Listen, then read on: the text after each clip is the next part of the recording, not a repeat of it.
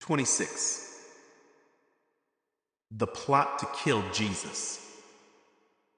When Jesus had finished saying all these things, he said to his disciples, "As you know, Passover begins in 2 days, and the Son of Man will be handed over to be crucified." At that same time, the leading priests and elders were meeting at the residence of Caiaphas, the high priest, plotting how to capture Jesus secretly and kill him. But not during the Passover celebration, they agreed, or the people may riot. Jesus anointed at Bethany. Meanwhile, Jesus was in Bethany at the home of Simon, a man who had previously had leprosy. While he was eating, a woman came in with a beautiful alabaster jar of expensive perfume and poured it over his head. The disciples were indignant when they saw this. "What a waste," they said. "It could have been sold for a high price and the money given to the poor." But Jesus, aware of this, replied, "Why criticize this woman for doing such a good thing to me? You will always have the poor among you, but you will not always have me. She has poured this perfume on me to prepare my body for burial. I tell you the truth. Wherever the good news is preached throughout the world, this woman's deed will be remembered and discussed." Judas agrees to betray Jesus. Then Judas Iscariot, one of the 12 disciples, went to the leading priest and asked, "How much will you pay me to betray Jesus to you?" And they gave him 30 pieces of silver. From that time on, Judas began looking for an opportunity to betray Jesus. The Last Supper. On the first day of the festival of unleavened bread, the disciples came to Jesus and asked, "Where do you want us to prepare the Passover meal for you?" "As you go into the city," he told them, "you will see a certain man. Tell him, 'The teacher says, my time has come, and I will eat the Passover meal with my disciples at your house.'" So the disciples did as Jesus told them and prepared the Passover meal there. When it was evening, Jesus sat down at the table with the 12. While they were eating, he said, "I tell you the truth. One of you will betray me." Greatly distressed, each one asked in turn, "Am I the one, Lord?" He replied, "One of you who has just eaten from this bowl with me will betray me. For the Son of Man must die, as the scriptures declared long ago. But how terrible it will be for the one who betrays him. It would be far better for that man if he had never been born." Judas, the one who would betray him, also asked, "Rabbi, am I the one?" And Jesus told him, "You have said it." As they were eating, Jesus took some bread and blessed it. Then he broke it in pieces and gave it to the disciples, saying, "Take this and eat it, for this is my body." And he took a cup of wine and gave thanks to God for it. He gave it to them and said, "Each of you drink from it, for this is my blood which confirms the covenant between God and his people. It is poured out as a sacrifice to forgive the sins of many.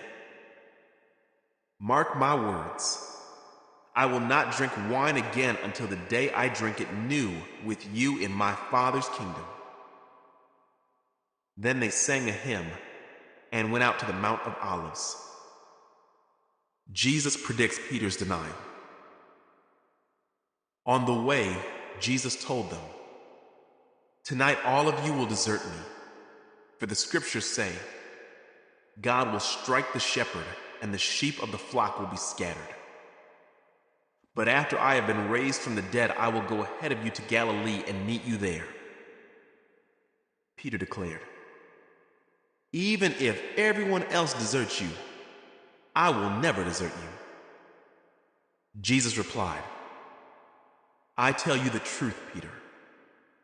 This very night, before the rooster crows, you will deny 3 times that you even know me." "No," Peter insisted. "Even if I have to die with you, I will never deny you." And all the other disciples vowed the same. Jesus prays in Gethsemane. Then Jesus went with them to the olive grove called Gethsemane, and he said, "Sit here while I go over there to pray." He took Peter and Zebedee's 2 sons, James and John, and he became anguished and distressed. He told them, "My soul is crushed with grief to the point of death. Stay here and keep watch with me." He went on a little farther and bowed with his face to the ground, praying, "My Father, if it is possible, let this cup of suffering be taken away from me. Yet I want your will to be done, not mine." Then he returned to the disciples and found them asleep. He said to Peter, "Couldn't you watch with me even 1 hour?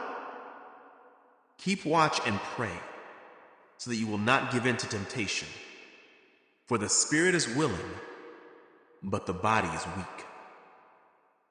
Then Jesus left them a second time and prayed, "My Father, if this cup cannot be taken away unless I drink it, your will be done." When he returned to them again, he found them sleeping, for they couldn't keep their eyes open. So he went to pray a 3rd time, saying the same things again. Then he came to the disciples and said, "Go ahead and sleep. Have your rest. But look, the time has come. The Son of Man is betrayed into the hands of sinners. Up, let's be going.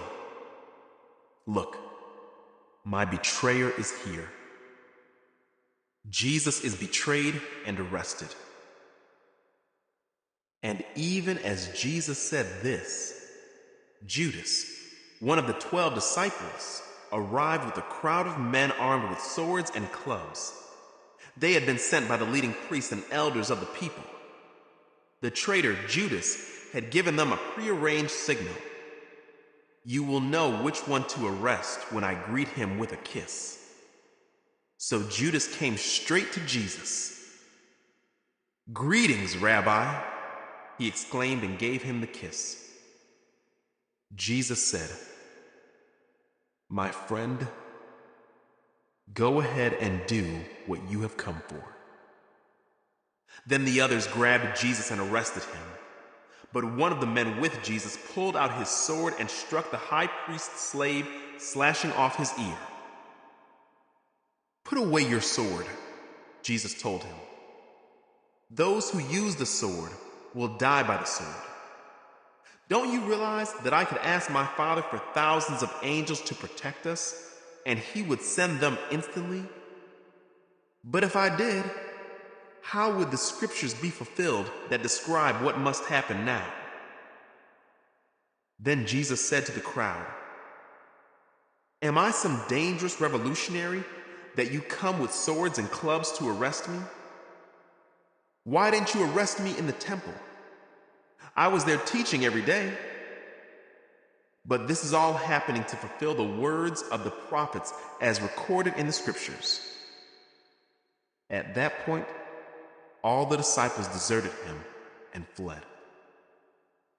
Jesus before the council. Then the people who had arrested Jesus led him to the home of Caiaphas, the high priest, where the teachers of religious law and the elders had gathered. Meanwhile, Peter followed him at a distance and came to the high priest's courtyard. He went in and sat with the guards and waited to see how it would all end.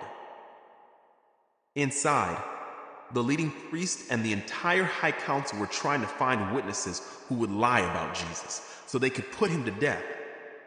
But even though they found many who agreed to give false witness, they could not use anyone's testimony. Finally, 2 men came forward who declared, "This man said, 'I am able to destroy the temple of God and rebuild it in 3 days.'" Then the high priest stood up and said to Jesus, "Well, aren't you going to answer these charges? What do you have to say for yourself?" But Jesus remained silent. Then the high priest said to him, "I demand, in the name of the living God, tell us if you are the Messiah, the Son of God." Jesus replied, "You have said it. And in the future, you will see the Son of Man seated in the place of power at God's right hand and coming on the clouds of heaven." Then the high priest tore his clothing to show his horror and said, "Blasphemy! Why do we need other witnesses? You have all heard his blasphemy. What is your verdict?" "Guilty," they shouted. "He deserves to die." Then they began to spit in Jesus' face and beat him with their fists. And some slapped him, jeering, "Prophesy to us, you Messiah. Who hit you that time?" Peter denies Jesus. Meanwhile, Peter was sitting outside in the courtyard. A servant girl came over and said to him, "You were one of those with Jesus the Galilean." But Peter denied it in front of everyone. "I don't know what you're talking about," he said. Later, out by the gate, another servant girl noticed him and said to those standing around, "This man was with Jesus of Nazareth." Again, Peter denied it, this time with an oath. "I don't even know the man," he said. A little later, some of the other bystanders came over to Peter and said, "You must be one of them. We can tell by your Galilean accent." Peter swore, "A curse on me if I'm lying. I don't know the man." And immediately the rooster crowed. Suddenly, Jesus' words flashed through Peter's mind. "Before the rooster crows, you will deny 3 times that you even know me." And he went away, weeping bitterly.